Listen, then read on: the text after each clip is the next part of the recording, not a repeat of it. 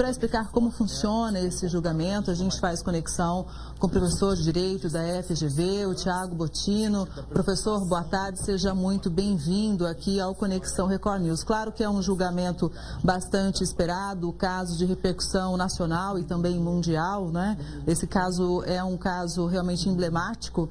E o que a gente pode esperar a partir de agora, né? A promotoria já, inclusive, arrolou aí 3 testemunhas para esse depoimento.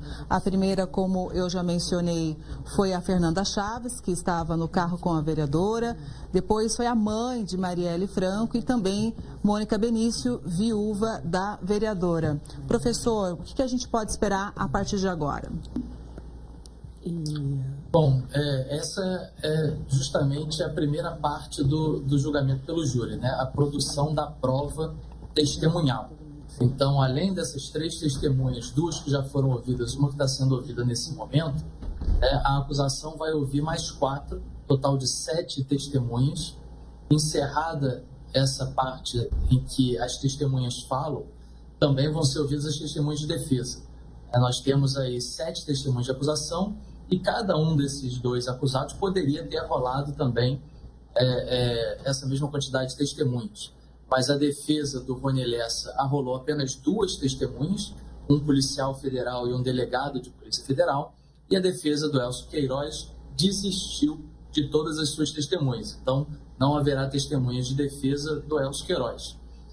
Esse é um júri particularmente importante, mas também tem aqui uma questão interessante, que os 2 réus são réus confessos, né? Ambos já confessaram o crime, fizeram acordos de colaboração premiada. Então, depois da inquirição das testemunhas, nós temos a fase de interrogatório dos acusados. E imagino que vai ser um interrogatório relativamente rápido, porque ambos já confessaram esse crime. Pois é, a previsão é que esse julgamento, então, só termine na quinta-feira. E os réus podem ser condenados até 84 anos de prisão, é isso mesmo, professor?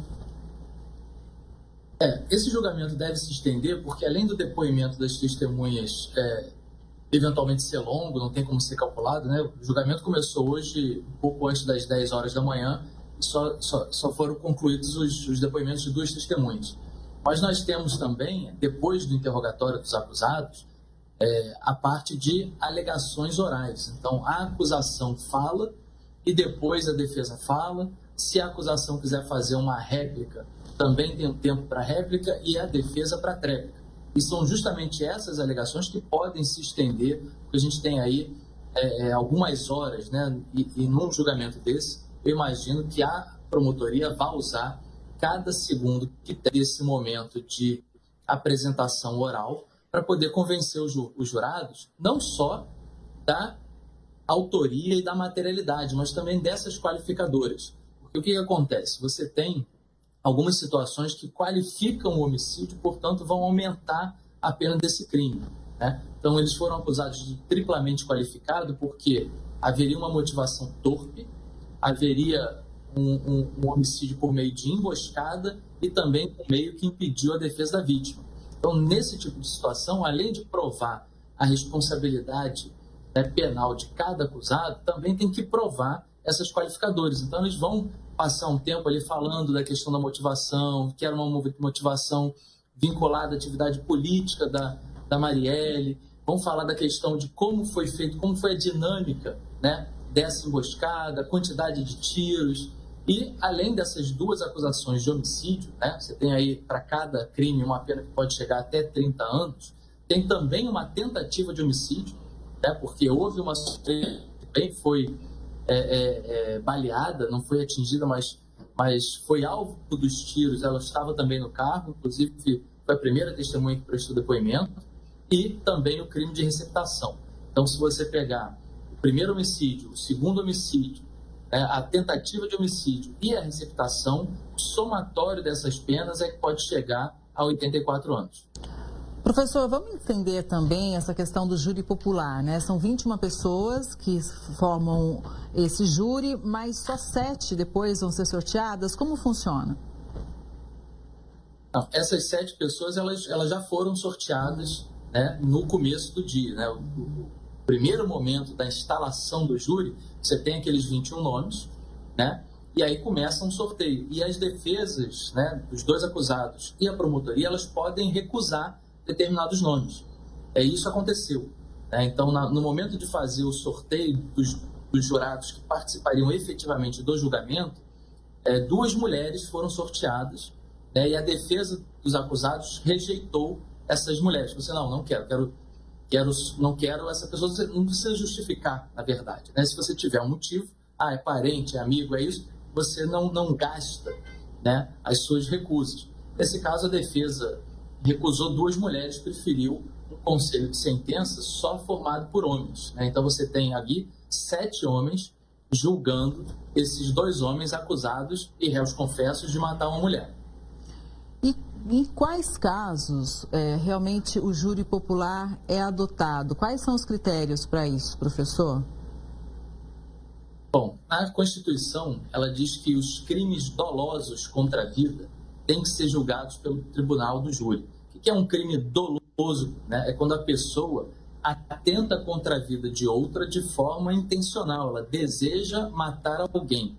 Né? Então, nesse caso, você tem o homicídio doloso, né? Você tem, por exemplo, também o crime de aborto, ele é julgado pelo tribunal do júri. Agora, quando a morte não é desejada, quando essa morte não é o objetivo da atuação do agente, e aí esse caso não é julgado pelo júri. Então, um homicídio culposo, uma morte causada por imprudência ou por negligência, isso não vai a júri popular. Ou um latrocínio, que é um roubo seguido de morte, isso também não vai para o júri, porque no caso do roubo seguido de morte, a intenção do agente é empregar a violência para subtrair a coisa, isso é o roubo. Mas muitas vezes, se dessa violência acontece a morte, essa é uma morte não intencional. Então, isso não é julgado pelo tribunal do júri. Agora, professor, o senhor comentou, né, que os réus ajudaram, né, fizeram a popularmente conhecida como delação premiada. De que forma isso pode contribuir ou ajudar numa possível diminuição da pena? Bom, essa colaboração premiada não foi divulgada, você não tem aí todos os detalhes, né, do que foi acordado entre essas 2 partes, né, entre o Ministério. Nós perdemos contato com o professor, mas o fato é que ele dizia então que não existem ainda informações suficientes para a gente saber de como a colaboração premiada ou delação premiada poderia ajudar então esses réus. E você confere imagens então da viúva de Marielle. Agora a gente conseguiu reconectar. Então a gente não tem ainda, professor, informações suficientes para saber como essa delação premiada ou colaboração poderia beneficiar os réus. Exato. Esse tipo de colaboração, ele pode prever uma série de coisas. Pode prever, por exemplo, o regime de cumprimento dessa pena num local diferenciado, pode ter alguma questão referente a essa diminuição de pena também, né? Assim, a questão é que muitas vezes você faz esse acordo e é óbvio que vai ter algum tipo de interesse dessas partes e em apontar outros autores, como de fato eles fizeram, né? Então, a colaboração deles partiu primeiro do reconhecimento da responsabilidade, da autoria desse crime e também da indicação de outras pessoas, no caso, mandantes ou pessoas que colaboraram, né, para realização ou para impedir a apuração desse crime. Essa colaboração serviu de base, por exemplo, para que fosse denunciado perante o Supremo Tribunal Federal outras 4 pessoas, que inclusive hoje ainda estão presas. Então, muitas vezes essa colaboração ela vai depender da demonstração também da eficiência, né? Então você fez um acordo para ter uma diminuição de pena, contando que você vai colaborar para que outra pessoa também seja punida. E aí depois se descobre que essa colaboração não era verdadeira. Essa pessoa não vai receber esses benefícios. Então, os benefícios eles vão estar condicionados, né, à eficácia dessa colaboração, coisa que a gente só vai constatar mais tarde, quando o Supremo Tribunal Federal julgar, né, os apontados mandantes desse crime. Professor, muito obrigada, viu, por trazer essa explicação toda para a gente aqui. Afinal de contas, é um julgamento importante e claro que a gente também vai seguir atualizando durante toda a nossa programação. Uma boa tarde, professor. Obrigada mesmo e até a próxima. Eu que agradeço. Boa tarde. Boa tarde.